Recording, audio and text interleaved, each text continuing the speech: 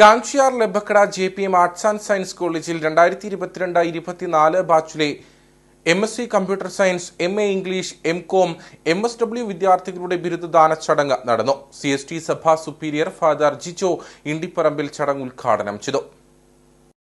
ജീവിതത്തിലുടനീളം വിദ്യാഭ്യാസം തുടരണമെന്നും നമ്മൾ വളരുന്നതിനോടൊപ്പം സമൂഹത്തെയും സഹജീവികളെയും ജീവിത വിജയത്തിലേക്ക് കൈപിടിച്ച് ഉയർത്തുകയുമാണ് നമ്മുടെ കർത്തവ്യമെന്ന് ഫാദർ ജിജോ ഇണ്ടിപ്പറമ്പിൽ പറഞ്ഞു.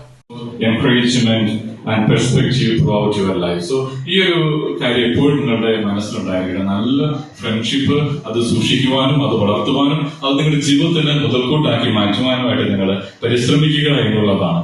അത് എപ്പോഴും നിങ്ങൾ പരിശ്രമിച്ചുകൊണ്ടിരിക്കുക. അതുപോലെ തന്നെ ലോകം മുഴുവനും മാറിക്കൊണ്ടിരിക്കുകയാണെന്ന് നമുക്കറിയാം അല്ലെ.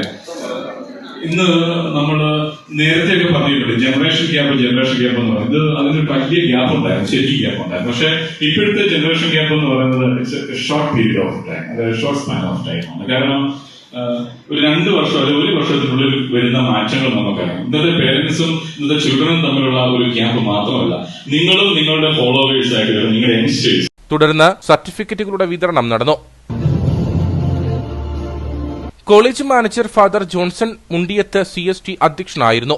College principal doctor Johnson V, JPM B.Ed college principal doctor Roni S. Robert, vice principal father Prince Thomas CST, college bursar father Charles Thoppil, PTA secretary Francis Mathew, computer science വിഭാഗം മേധാവി സോബിൻ മാത്യു എന്നിവർ സംസാരിച്ചു.